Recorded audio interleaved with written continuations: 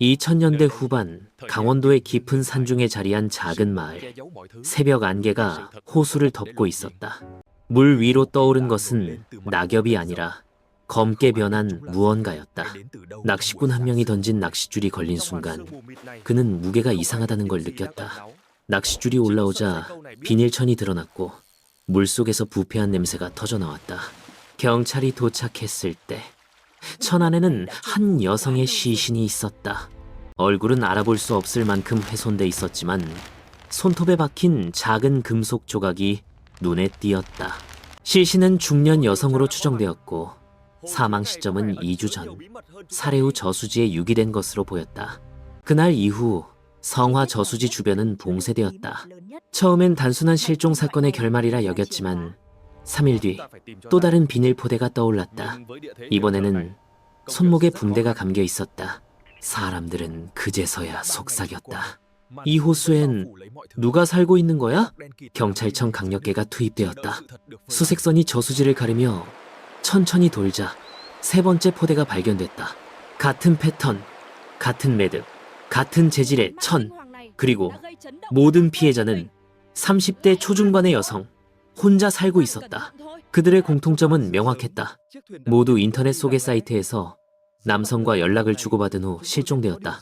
현장은 정적 그 자체였다.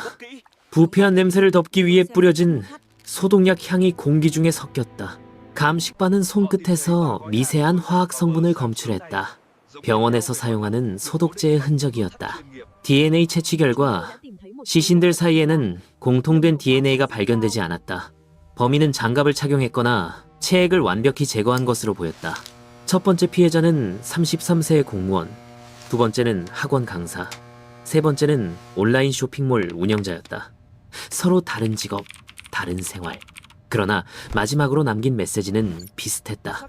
오늘 한 남자를 만나기로 했어요. 그 메시지가 전송된 이후 휴대전화는 모두 꺼졌다. 수사가 확대되자 마을 사람들의 입에서는 저수지의 귀신이라는 말이 나왔다. 그러나 경찰은 귀신이 아닌 인간의 손을 찾고 있었다. 시신의 귀 뒤쪽, 머리카락 속에서 누군가 일부러 감춘 듯한 미세한 바늘 자국이 발견됐다. 법의학자는 말했다. 정맥주사 흔적입니다. 사망 전 약물을 투여당했을 가능성이 높습니다. 약물 검사 결과 희석된 진정제가 검출됐다. 의료계 종사자만이 쉽게 다룰 수 있는 종류였다. 수사망은 즉시 병원과 약국 종사자들로 좁혀졌다. 한 달이 지나 네 번째 실종 신고가 접수됐다. 35세의 여성, 프리랜서 간호사 유리나. 그녀의 이름은 현장 담당 형사의 귀를 스쳤다. 간호사? 그 순간 수사팀은 기묘한 정적에 휩싸였다. 유리나는 일주일 전 데이트 앱을 통해 한 남성과 연락한 뒤 연락이 끊겼다. 경찰은 그녀의 집을 급습했다. 그러나 집은 깔끔했다. 침대 위에는 접은 간호복 한 벌, 그리고 테이블 위에는 미처 지우지 못한 커피 자국. 그날 밤 또 하나의 시신이 발견됐다. 성화 저수지 남쪽 끝 물풀 사이에 떠있는 비닐 포대. 그 안에는 유리나의 사망한 몸이 있었다. 손에는 붕대가 감겨 있었다. 붕대에는 병원 로고가 희미하게 찍혀 있었다. 이 시점에서 사건은 전환점을 맞는다. 모든 피해자의 손에 붕대 자국, 모든 시신에서 같은 약물 성분, 그리고 마지막 피해자는 의료인. 경찰은 공통점을 다시 정리했다. 피해자 5명, 모두 미혼 여성, 혼자 생활, 인터넷을 통해 낯선 남성과 연락, 사망 전 투약된 흔적, 유기된 장소는 단 하나, 성화 저수지. 수사팀은 범인의 이동 경로를 역추적했다. 저수지로 이어지는 비포장도로, CCTV 한 대. 그곳에 찍힌 것은 흰색 소형 트럭이었다. 번호판은 진흙에 가려 보이지 않았다. 그러나 차량의 후면에 병원 폐기물 처리 문구가 희미하게 보였다. 경찰은 관내 병원 6곳의 폐기물, 운반 기록을 조회했다. 그중 한 곳에서 수상한 내역이 발견됐다. 주 2회만 출입해야 할 폐기물 차량이 한 달간 9회나 출입한 기록. 운전자는 등록된 사람이 아닌 임시 계약직 이름 유민경. 유민경 33세 간호사. 3년 전 병원에서 사직. 그녀는 그 후 한적한 지역 병원에서 비정규직으로 일하다 사라졌다. 주민등록상 주소는 폐가였다. 현장 근처에서 그녀의 이름이 또 한 번 등장한다. 한 피해자의 휴대전화 통화 기록에 민경 언니라는 이름. 수사팀은 즉시 그녀의 신원을 확인하기 시작했다. 병원 인사과 직원의 증언에 따르면 유민경은 성실했지만 종종 남자 문제로 괴로워했다고 한다. 그녀는 병원에서 일하던 시절 외과 의사와 연인 관계였다. 하지만 남자는 유부남이었고 관계가 발각된 후 그녀는 병원을 떠났다.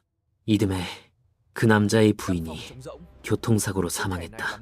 사람들은 우연이라 했지만 그녀는 그날 이후 병원 근처에 나타나지 않았다. 경찰은 그녀의 마지막 근무지를 추적했다. 폐업한 의원 건물 지하 창고에서 오래된 의료 장비들과 함께 약병이 가득한 냉장고를 발견했다. 라벨이 지워진 주사기, 포르말린, 수면제, 그리고 각종 진정제. 냉장고 안에는 희미한 냄새가 났다. 포장된 주사기에 남은 지문 하나. DNA 분석 결과 유민경과 일치했다. 이 시점에서 조사는 방향을 바꾼다. 그녀는 단순히 의료 종사자가 아니었다. 그녀는 자신의 과거를 의료 폐기물처럼 처리하고 있었다. 성화 저수지는 그녀에게 묘지이자 은신처였다. 그녀는 피해자들에게 접근할 때 여성의 이름을 사용했다. 같은 여성으로서 소개팅 상대가 괜찮은 사람인지 봐줄게요. 그렇게 피해자를 안심시킨 후 약속 장소로 불렀다. 그리고 약물로 제압했다. 시신들은 모두 비슷한 방법으로 포장되어 있었다. 비닐 포대, 의료용 테이프, 소독제 냄새. 그 모든 것은 그녀의 손에서 나온 흔적이었다. 수사본부는 즉시 체포영장을 발부했다. 하지만 유민경의 행방은 이미 사라진 지 오래였다. 그녀가 임시 거주하던 원룸은 정리된 상태였다. 세탁된 침구, 버려진 약병, 그리고 서랍 속엔 병원용 명찰이 있었다. 명찰의 이름은 흐릿하게 긁혀 있었다. 그녀는 자신이 흔적을 남긴다는 사실을 정확히 알고 있었다. 디지털 포렌식 팀이 그녀의 낡은 노트북에서 복구한 파일 하나, 심장, 정지, 케이스, 기록. 그 안에는 의료 기록이 아닌 날짜와 이니셜만 적혀 있었다. 3.14 Y J 4.27 K H 6.0 3P J 7.19 L9 .08 Y R. 그 날짜들은 모든 피해자의 실종일과 일치했다. 파일의 마지막 줄엔 짧은 문장이 있었다. 죽음을 깨끗하게 정리하는 것도 치료의 일부다. 그 문장은 그녀의 심리를 말해주고 있었다. 그녀는 살인을 범죄가 아닌 치유로 인식하고 있었다. 도덕이 아니라 절차의 문제로 여긴 것이다. 수사팀은 그녀의 과거 연인, 병원 외과 의사를 소환했다. 그는 피곤한 얼굴로 진술서를 작성하며 말했다. 민경은 고요했어요. 하지만 가끔 수술 중 환자가 죽으면 며칠을 잠도 안 자곤 했죠. 그럴 땐 꼭 살려야 했는데 저 사람은 깨끗해졌을까? 라고 중얼거렸습니다. 그녀는 생명을 다루는 일을 통해 오히려 죽음에 대한 통제욕을 키워왔다. 사랑의 실패가 그 통제욕을 완전히 뒤집어 놓았던 것이다. 수사는 점점 정밀해졌다. CCTV 분석을 통해 범행 기간 동안 밤마다 저수지로 향하는 그림자가 포착됐다. 운전자는 작은 체구의 여성. 얼굴은 마스크로 가려져 있었지만 걸음걸이는 일정했다. 트럭의 후면 문이 열리고 커다란 포대가 천천히 밀려 나오는 모습이 선명했다. 차량 블랙박스 복원 결과 차량 내부에서 여성의 목소리가 녹음되어 있었다. 이제 괜찮아요. 이건 아픔이 아니라 정리예요. 목소리는 유민경의 것으로 판정됐다. 수사팀은 전국 병원 시스템에서 그녀의 신용카드 사용 내역을 추적했다. 약국에서 수면제 원료를 소량 구매한 흔적, 소독약 대량 주문 내역이 발견됐다. 그녀는 모든 재료를 합법적으로 확보했다. 그녀의 주거지 근처에서 목격된 증언도 나왔다. 밤마다 트럭의 엔진 소리가 들렸고 이따금 차에서 흰 연기가 피어올랐다. 이웃은 고기라도 굽는 줄 알았다고 말했다. 그러나 그것은 소독용 알코올을 태워 냄새를 덮기 위한 행위였다. 부검 결과가 추가로 나왔다. 모든 피해자는 질식사였다. 그러나 단순한 교살이 아니라 진정제 투여 후 호흡이 억제된 상태에서 산소 차단으로 사망했다. 부검인은 그 방식을 가리켜 이렇게 말했다. 의료인이면 정확히 가능한 방식입니다. 고통이 거의 없죠. 그녀는 인간의 죽음을 깨끗한 종류로 설계하고 있었다. 모든 과정은 절차적, 위생적, 냉정했다. 수사팀은 그녀가 마지막으로 방문한 장소를 찾아냈다. 산속 폐업한 성화의원. 출입문에는 녹슨 자물쇠가 달려 있었지만 문틈 사이로 희미한 불빛이 새어나왔다. 특수부대가 투입되었을 때 안에는 의료용 장비와 금속 수조, 그리고 반쯤 채워진 약품 병들이 널려 있었다. 그곳의 냉장고 안에서 경찰은 새로운 포대 하나를 발견했다. 포대 안에는 인형이 들어있었다. 그 인형의 가슴 부분에는 주사기 하나가 꽂혀 있었다. 그리고 인형 옆에는 종이 한 장이 있었다. 이제 나의 차례. 그 문장으로 인해 경찰은 즉시 호수 수색을 재개했다. 그녀가 자살했을 가능성을 배제할 수 없었기 때문이다. 그러나 3일이 지나도 시신은 발견되지 않았다. 대신 호수 북쪽 제반 근처에서 젖은 발자국이 이어져 있었다.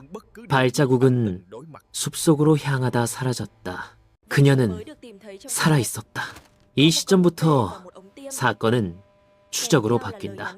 도주 경로는 불분명했지만 휴대전화 신호가 단 한 번 감지됐다. 서울 외곽의 낡은 모텔. 경찰은 그곳을 급습했다. 방 안에는 머리카락과 피가 묻은 붕대, 그리고 노트 한 권이 있었다. 표지엔 이렇게 적혀 있었다. 그들은 나를 병들게 했다. 나는 그 병을 되돌려 주었다. 노트에는 각 피해자의 이름과 날짜가 적혀 있었고 그 아래에는 간단한 문장이 반복됐다. 죽음 전의 침묵은 가장 완전한 평화다. 그녀는 살인을 치유의식으로 정의하고 있었다. 피해자들은 외로웠고 상처받은 이들이었다. 그녀는 그런 여성들만을 골랐다. 고통을 끝내주겠다는 명목으로 접근한 것이다. 심리분석팀은 보고서에 이렇게 기록했다.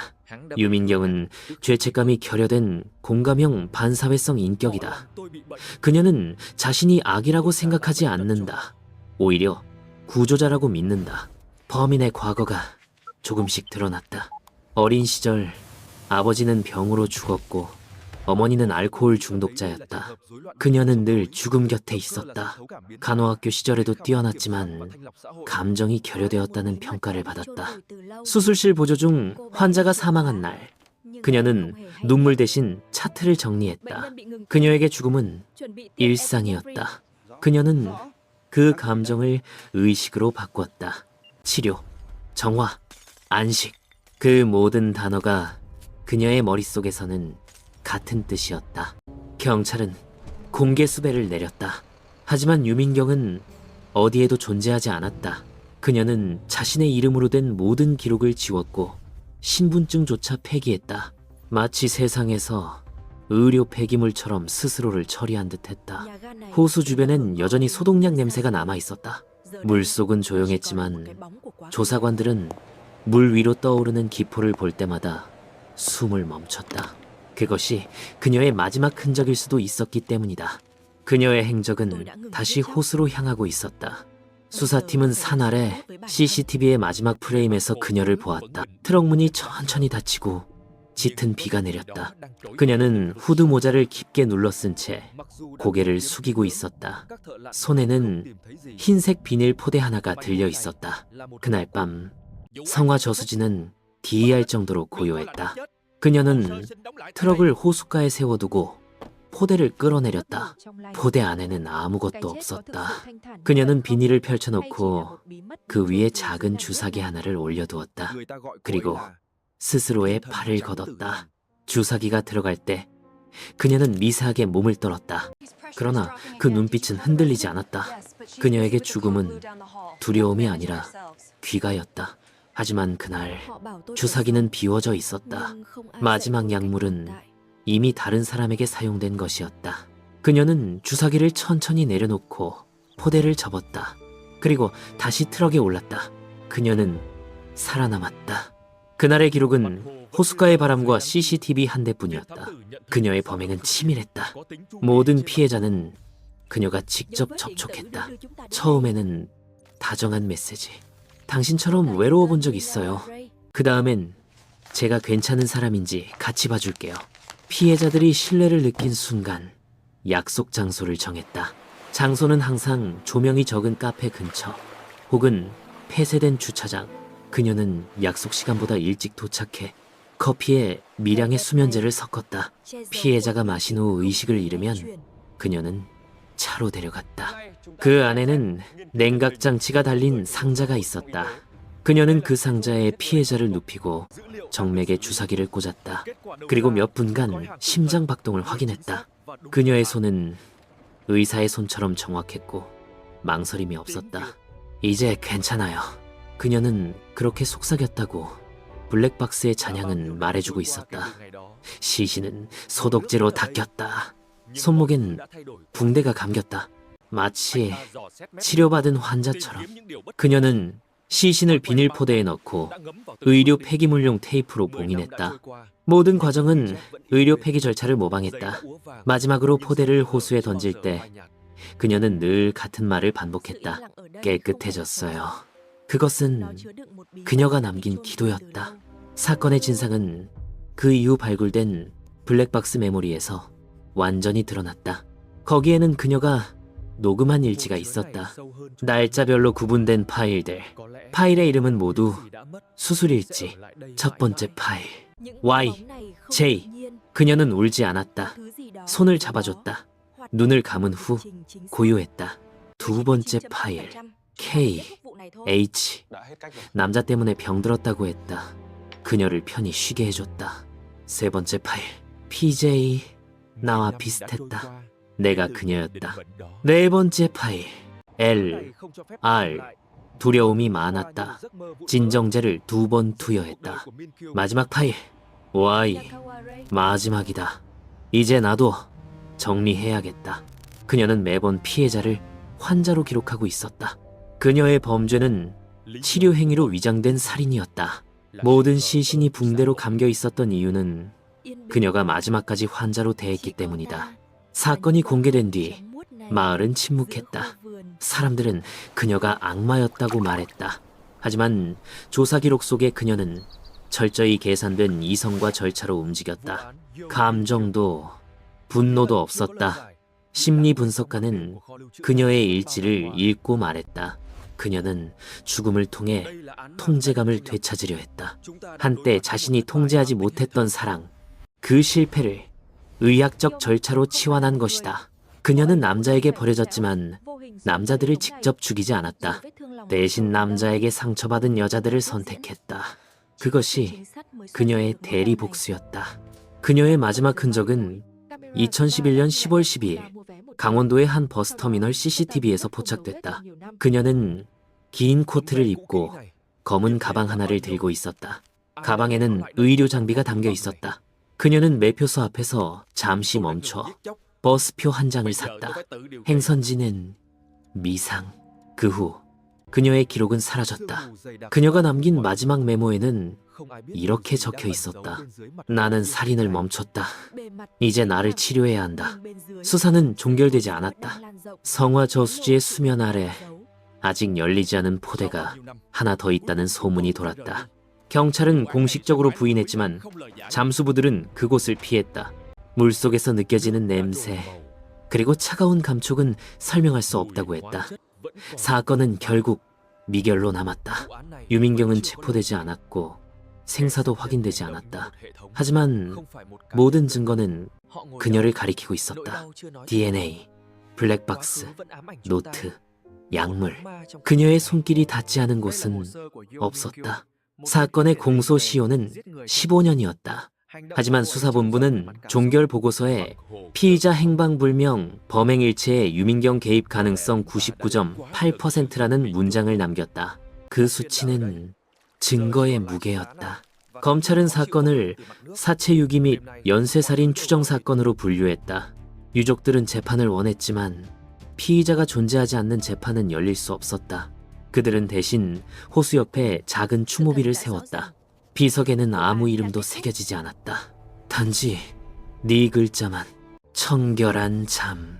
그녀가 남긴 말이었다. 언론은 연일 그녀를 백예의 악마라 불렀다. 그러나 취재를 이어가던 기자들은 어느 순간 그 단어를 쓰지 않게 되었다. 그녀는 단순한 괴물이 아니라 사회가 만들어낸 부작용이었기 때문이다. 극단적 경쟁, 감정의 억압, 의료인의 윤리 피로. 그 모든 것의 끝에서 한 인간이 무너졌다. 그녀의 노트 한 구절이 여전히 남아있다. 그들은 나에게 살아있으라 했지만 아무도 나를 살게 하지 않았다. 그 문장은 병원 벽에 걸린 윤리 강령보다 더 차가운 현실이었다. 수사관들은 10년이 지난 지금도 매년 가을이면 성화 저수지를 찾는다. 그들은 여전히 미세한 흔적을 찾는다. 그러나 호수는 아무것도 내놓지 않는다. 그저 물결만이 출렁이며 그날의 냄새를 기억하고 있을 뿐이다. 기록에 따르면 그녀는 사건 이후 최소 한 번 해외로 출국한 흔적이 있다. 2013년 일본 하카타항에서 미나카와 레이라는 이름으로 입국한 기록이 남아 있었다. 사진 속의 여성은 유민경과 닮았다. 눈빛이 같았다. 하지만 국경수사협력망은 그 이후 단서를 잃었다. 사건 담당 검사는 퇴임 직전 짧은 보고서를 남겼다. 모든 살인은 이유가 있다. 그러나 이 사건의 이유는 사회의 무관심이다. 피해자 가족들은 오랜 세월 침묵 속에 살았다. 그들의 일상은 사건 이후 멈췄다. 어떤 어머니는 매년 그날 호숫가에서 흰 장미를 던진다. 그녀는 말하지 않는다. 그저 손끝으로 물을 만지고 오래도록 바라본다. 그날의 물결은 변하지 않았다. 호수의 냄새도 공기의 온도도 단지 그 안에 묻힌 이름들만 시간이 지웠다. 이 사건은 한국경찰청 범죄분석연구소의 의료계 기반 반사회적 살인의 대표 사례로 남았다. 그녀의 프로파일은 지금도 교육자료로 사용된다. 정화된 살인, 의학적 종료, 의식적 유기, 그 어떤 단어로도 완전히 설명할 수 없는 구조였다. 그녀는 범인이 아니라 하나의 시스템이었다. 냉정하게 설계된 절차, 감정이 제거된 판단, 효율로 포장된 폭력. 그것이 그녀의 본질이었다. 10년 후, 기자는 다시 성화 저수지를 찾았다. 호수 위엔 새벽 안개가 내려앉고 있었다. 물 위에 떠 있는 것은 낙엽 한 장이었다. 그러나 그 낙엽의 아래 여전히 소독약의 냄새가 남아 있었다. 기자는 메모를 꺼내 조용히 적었다. 죽음은 끝이 아니다. 그녀는 사라졌지만 그녀가 남긴 질문은 아직 물속에 있다. 호수는 여전히 잔잔했다. 그 잔잔함 속에서 물결 하나가 천천히 움직였다. 그건 바람 때문일 수도, 혹은 아직 남아있는 무언가의 호흡 때문일 수도 있었다. 기자는 시계를 봤다. 10시 12분. 사건이 처음 시작된 그 시각이었다. 그는 펜을 멈추고 마지막 문장을 남겼다. 성화 저수지는 오늘도 조용하다. 그리고 그 침묵이야말로 이 나라가 잃어버린 양심의 소리다.